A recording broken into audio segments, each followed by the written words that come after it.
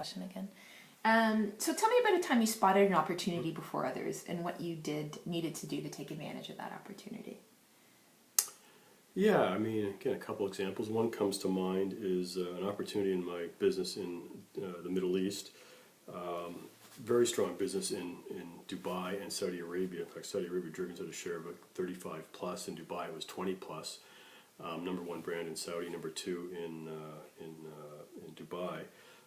But because of the strength of the brand, it was under pressure because the competitors were always coming after us. We always needed new news. And we kind of came up against a year where there really wasn't any new news coming from the U.S. I mean, what was previous new news was products like our Natural Glow, which helped kind of deliver a natural tan to your skin. Well, we didn't need that in the Middle East. In fact, if anything, it was whitening products. But Cal had some experience there, but I saw another opportunity that was even better, or we could implement much quicker. And that was because Curel, which is our other lotion brand, had just launched a hand and foot lotion in North America. And just observing my time in Dubai, I mean, a lot of people wearing sandals walking around, and feet are real in need of moisturizing. And so rather than launch the Curel brand there and create a whole new brand, I said, why don't we just take the Curel product, put it under the Jergens banner, and let's sell that.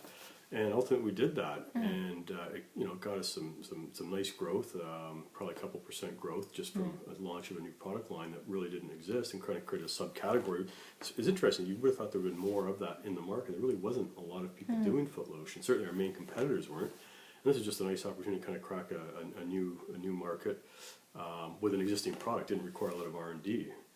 Which was nice too. So it was very inexpensive, just kind of taking an idea here and how do you work it in another market. And that was, that was shortly before I left that it was launched. But I know the initial sell-in and the initial results were quite good on the program. That's great. It's a great example. Tell me about a failure you've had.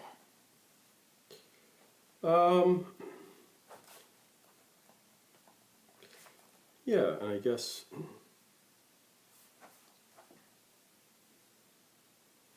Just one example comes to mind is, I don't see it as a total failure, but it didn't work out the way I would have liked, and that was getting into my own business with Coach Partners.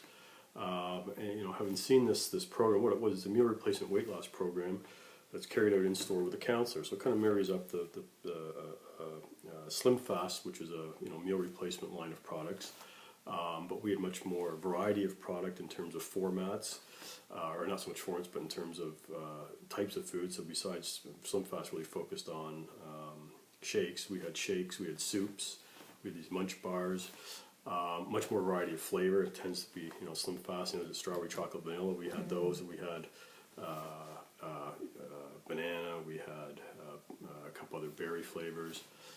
So a little more variety. We had sweet flavors, we had caramel and English toffee. So a little more variety there, and but marries up with a kind of a Weight Watchers kind of, but instead of a group meeting, it's one-on-one. You get that consultation. But the beauty of it was you kind of went at your own leisure. I mean, we weren't 24/7 with the operation of the store, but the hours were quite long that you had opportunities throughout the week to go in, as opposed to I got to be there Wednesday night at 7. If you couldn't meet Wednesday night at 7, well, go Thursday morning if you can, or Thursday night. So it gave a little more flexibility to the consumer. And I'd seen the program in Australia, and it was quite successful there, so liked the model. But one of the learnings from this was the model got changed a little bit from how it was set up in Australia, and that was one of the things I think that maybe didn't give us the success that we had hoped. I mean, it was good. We got out of the gate strong. We developed advertising for the program, a little TV, a lot of radio, and some transit shelter in the Kitchener-Waterloo market. Got off to a good start. Just didn't sustain itself. But looking back, I think one of the key things we acquiesced to the customer, who was Shoppers Drug Mart in this case, and one of the successes we believe in Australia was you couldn't buy the product off the shelf. You had to get a consultation. From the consultation, the counselor would then go through a form with you of what the products you'd need for the week or 2 weeks, and then you actually take that form to a counter where they go back and they fill bags and bring it out to you. Here, Shoppers was really reluctant to have consumers have to, not be able to access the product. So we acquiesced and said, all right, let's put the product behind some plexiglass display on an end cap. At least it kind of looks a little more special. But it did allow consumers, and when we didn't have counselors in store, to kind of cherry pick and try one of these or one of these. And really to be successful in these programs, you got to buy at least a week, and we recommended 2 weeks worth of product. You follow just like any diet before, you follow the diet for the first couple weeks, you're going to lose weight because it's natural. You're cutting back your calories, you're drinking water, you're doing things healthily.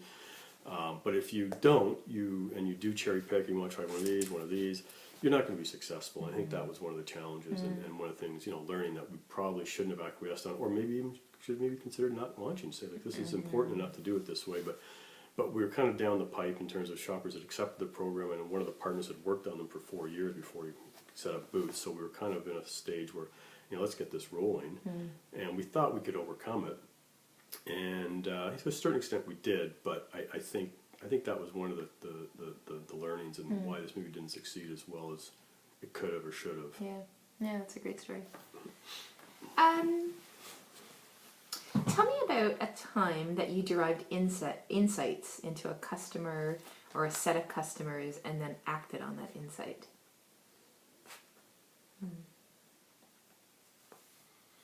I guess one example of that is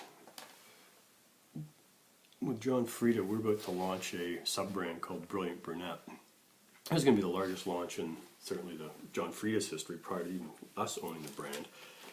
And went out to the trade with it, got very good reception, but one of our key customers was reluctant to list the whole line. It was a 13 SKU line. It was, I think, 6 care products, shampoo and conditioners, and 7 styling aids, all various, hairspray and gel and mousse and what have you.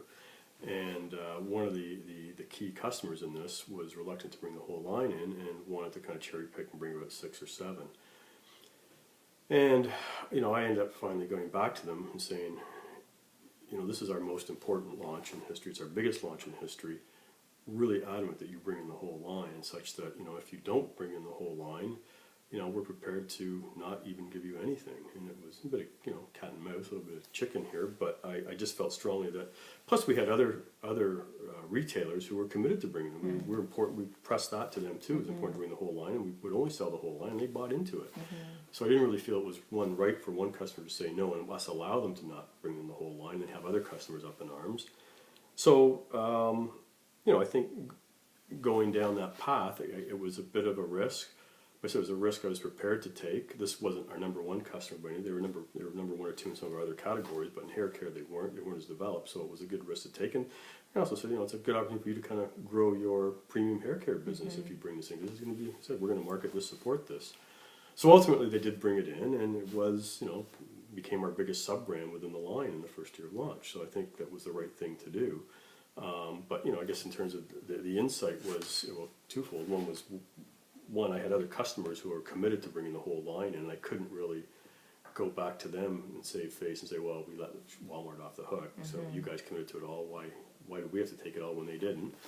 And 2, I think it was really smart because I think it helped Walmart get into the premium hair care business in a different way, kind of made them rethink about the category and see what the potential for the growth was in that subcategory of the hair care market.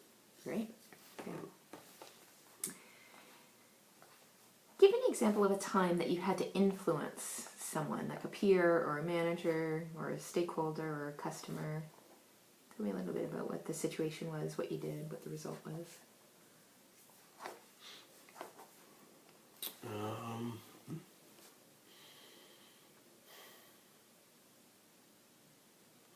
Just trying to think of a couple other examples. I've used a couple here. One, the Jergens lotion in Quebec was one where I had to influence somebody, and even here I had to influence a customer on the right thing to do. Another example,